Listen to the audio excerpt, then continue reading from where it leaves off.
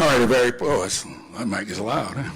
Very pleasant good afternoon and welcome to our post-game press conference. Joining us first are members of the Texas Tech Red Raiders, head coach Joey Maguire and quarterback Baron Morton. We'll first hear remarks from head coach Joey Maguire. Well, I want to start off by thanking Red Raider Nation for showing up today, man. It was really special. It's been an incredible ride this year, but it was really special to have so many Texas Tech fans. I'm sorry that, we let you down, but I hope you've enjoyed every second of this year, man. This is such a special team, and I'm so proud of them, but thank you for that. Hats off to Dan Lanning and hats off to the Oregon Ducks. Just an incredible football team. They played at a really high level today, and I'm gonna be rooting for them. I told Dan after the game, I hope he wins the whole damn thing, and they're a good football team. And then I also thought, as a lot of people don't say it, and I don't know if I've ever said in a press conference, but I thought the officiating was as good as I've been a part of in college football. And so hats off to the ACC crew today. They did a good job. It's no fun being in that locker room right now. I've said it all year long. Been doing this for 31 years. I've never been a part of a closer group of men, and never been so proud. The one thing that I told them, and I truly believe it, like when you do something that nobody's ever done what these guys did wearing this uniform ever. And so then the standard's set, and that's where you start building something really special, and so I can't thank them enough, and this is going to hurt for a long time. I know these guys are hurting right now, but can't be more proud of my football team.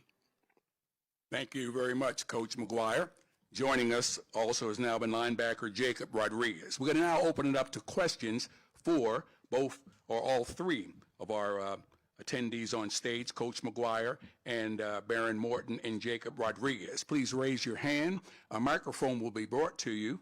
And when you receive the microphone and get the acknowledgement, please state your name, your affiliation before asking your question. Questions are now open.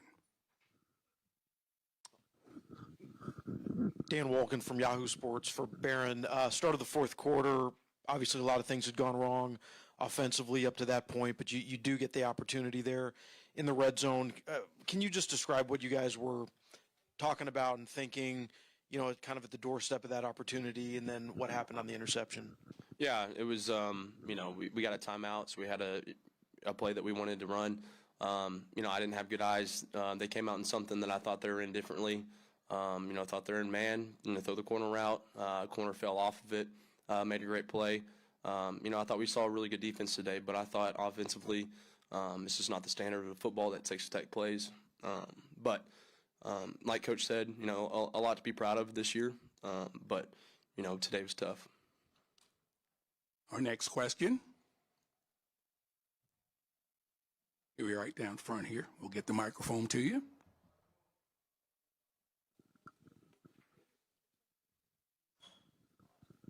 Ty Kaplan, Dallas Morning News. Baron, can you kind of just take us through your emotions right now? Obviously, this is kind of the accumulation of a big career for you.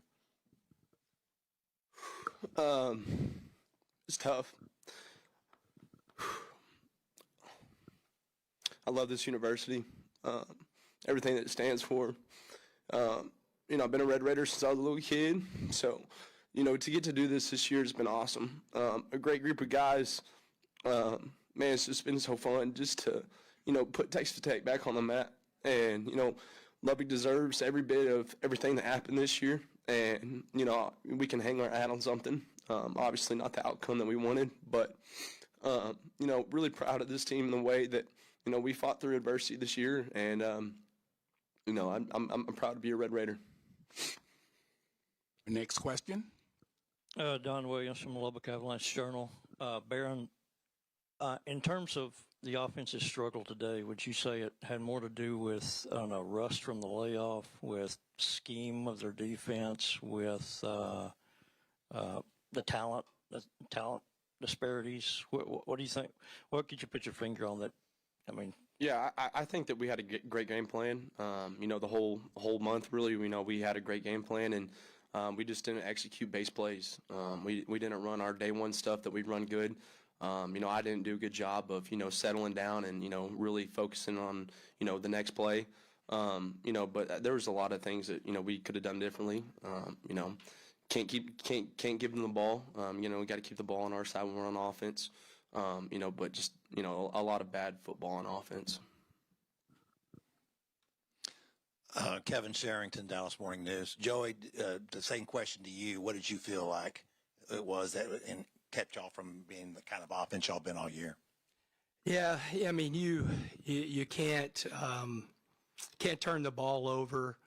I mean, that's a really good defense. I mean, that's one of the top defenses in the country. We knew that coming in, so I want to give them all the credit, and they did a great job defending us. I thought they did a good job of keeping the ball in front of them, not giving up a lot of big plays. We've been a big play offense, explosive offense, so they kept the ball in front of them. But you can't turn the ball over 4 times. I think that led to 13 points, and then the other part of that was we were not good on second down. I didn't think we were horrible on first down, but on second down we're not efficient at all. So that put us in some really tough third downs, and they played really well on defense. Next question. Do we have a question on the right? Okay. Pete Christie, KCBD in Lubbock. For Jacob, I know you guys are hurting right now, but can you talk about what it's meant to you to be with this group and be a Texas Tech Red Raider? It means everything to me. I know that, this changed my life. It's changed my family's life. And, it's not just me. It's everybody in that locker room. This double T has touched everybody in a way that, this year was, so special for us. And, today didn't go the way we wanted it to, but, I'll always be able to look back on this year and be proud of, the people that were around me. And I kind of told them, throughout and just a couple minutes ago that, they got me for the rest of their life. And I'm not going anywhere, and, I'm here for them always, and they got me forever. And so the way this place and this university and this program has changed my life, I'm hoping to be able to do that for every single one of them. And then for Coach Maguire, I know you guys are hurting as well, but first playoff, first 12-win season, great recruiting class coming in. The future is bright for Red Raider football. Yeah, that it's people have asked me a lot. Have you been able to reflect on this year and everything? I never do that until it's all said and done, and so the next few days I'll definitely reflect. I do think that we've set a standard, that we're going to try to live up to. We're losing some really great football players, but, you've always got to do something special, do something that, the guys like Oregon's about to try to go to, and Miami there's got to be a first, and this is the first group that was able to do that. No Red Raider team before us were able to do what we've accomplished this year, but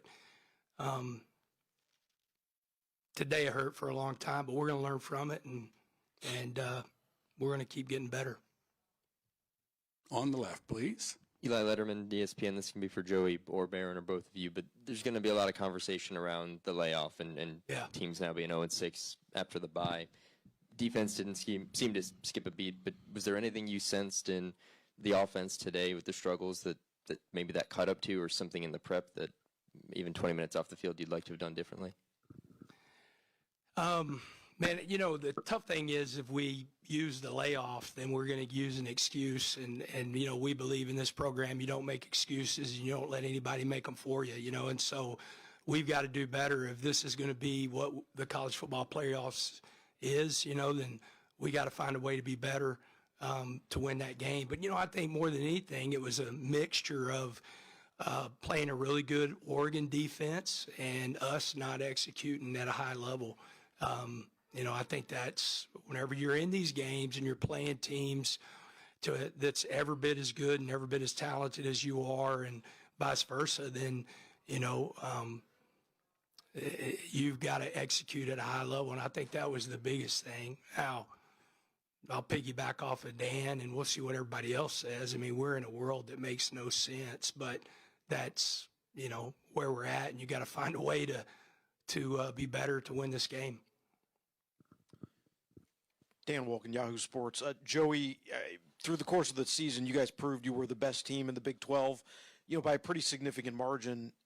Today, from your perspective, was it a bad day, or did they present, something from a size speed quotient that maybe the Big 12 hadn't prepared you for?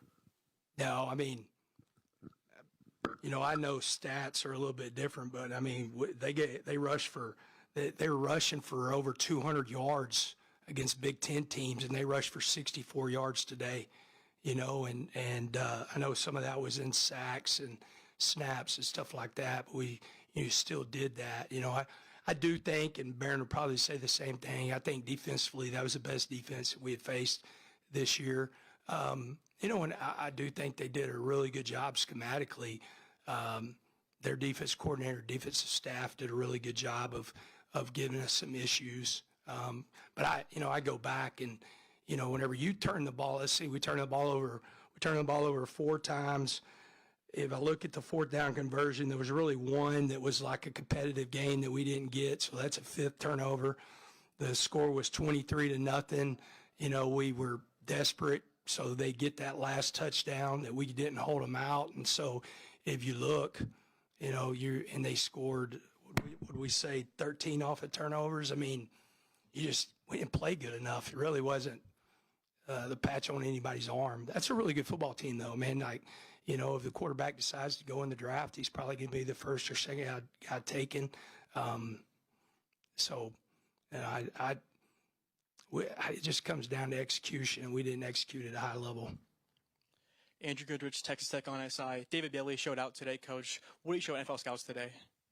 Well, I think he showed all year long. If I'm sitting there and I'm an NFL team, if I'm not taking a quarterback or a left tackle, if I'm a team that's going to take a defensive player, I don't know what defensive player out there you would take over David Bailey. I mean, I really don't.